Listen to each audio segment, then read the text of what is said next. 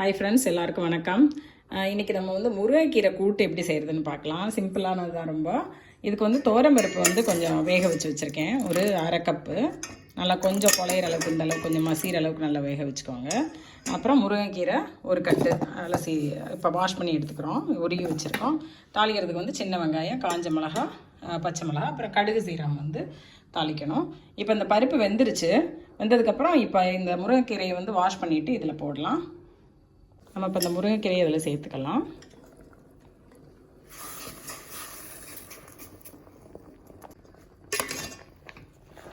முருங்கைக்கீரை வந்து சீக்கிரம் வெந்துருங்க.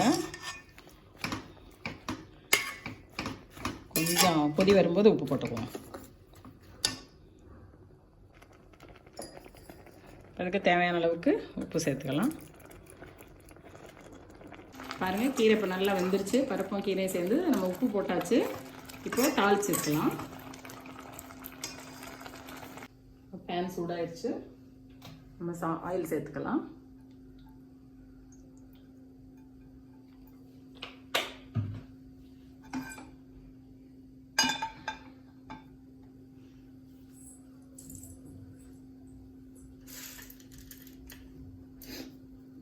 ஆயில் சூடாச்சு. இப்போ உளுந்து போட்டுக்குவோம்.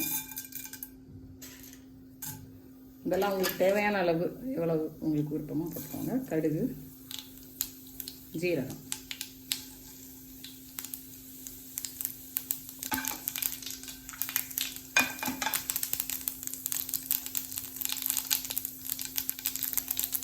எல்லாம் வெடிச்சிருச்சு. உளுந்து செவந்துருச்சு. இப்போ இந்த காஞ்ச மிளகா, பச்சை மிளகா, சின்ன வெங்காயம் எல்லாத்தையும் சேர்த்து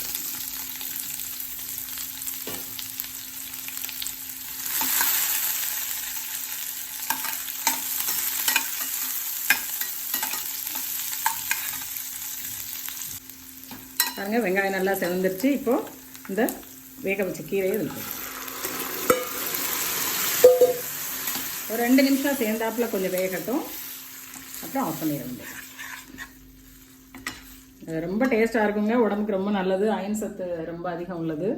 வாரத்தில் ஒரு 2 நாளாவது சாப்பிடுங்க. இப்போ நம்ம முருங்கைக்கீரை கூட்டு ரெடி ஆயிடுச்சு.